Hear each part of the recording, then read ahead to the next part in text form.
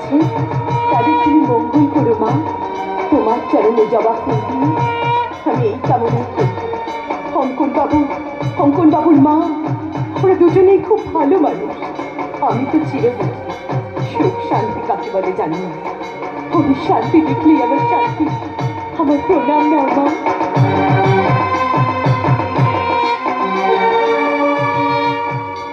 আমি শুধু এই মিনতি করি, যারা আমায় বাঁচিয়েছে তাদের যেন ভালো হয়।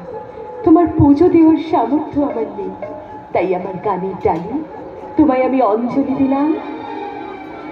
মা গো আনন্দ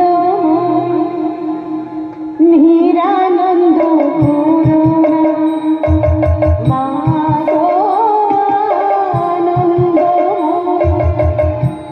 নিরানন্দ করুণা, তোমার দুটি চরণ মিলে আমার মন, ও দুটি চরণ মিলে আমার মন, অন্য কিছু আর জানে না।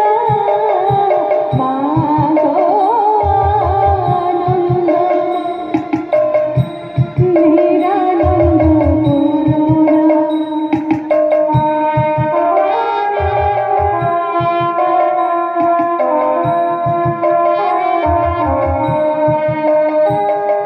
ভবানী বলে ভবে যাব চলে, মনে ছিল এই বাসনা মা।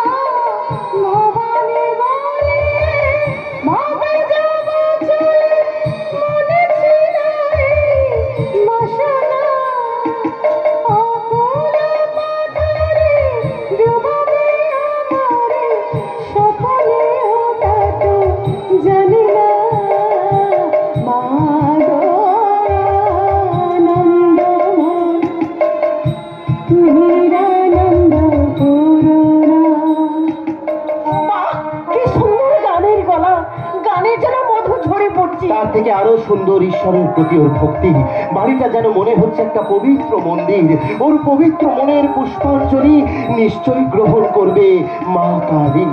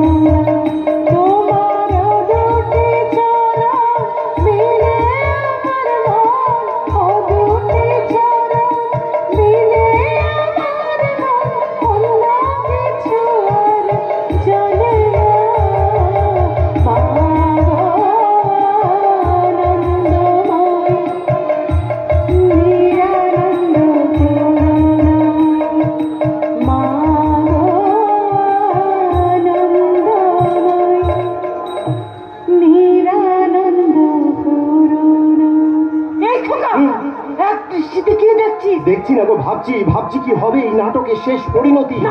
নাটক কোথায়? কিন্তু বাস্তবে হ্যাঁ মা, আমি বাস্তবটাই ভাবছি কি হবে। ও যদি শেষ পর্যন্ত কি ওকে আমায় ছেড়ে চলে যাবে? যাকে আমি আমার মনের মধ্যে মেয়ের জায়গা দিয়েছি, সে চলে যেতে চাইলে আমরা ওকে যেতে দেবো কেন? ও চলে গেলে আমার কষ্ট হবে না, তাই ওকে আরো স্নেহের বাঁধনে বাঁধতে আমি একটু আদি জয়গুরু বস্ত্রালয়ে যাবো। কেন? কাপড়ের দোকানে যাবে কেন? কি ব্যাপার? এক কাপড়ে মেয়েটা এসেছে তো, তাই ওর জন্য কিছু জামা কাপড় কিনে নিয়ে আসবো। তুই যেন ওকে কিচ্ছু বলবি না, আমি আসছি কেমন? মা গেছে কাপড়ের দোকানে, এই সুযোগে ফুলেশ্বরীর ফুল বাগানে গিয়ে দেখি।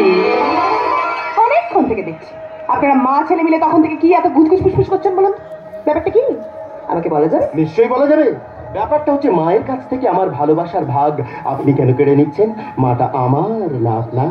এতদিন আপনার একার মা ছিল, কিন্তু এখন আমারও মা, বুঝেছেন মশাই? এটা তো ঠিক নয়। আমি আমার মায়ের ভাগ আপনাকে দেবো কেন?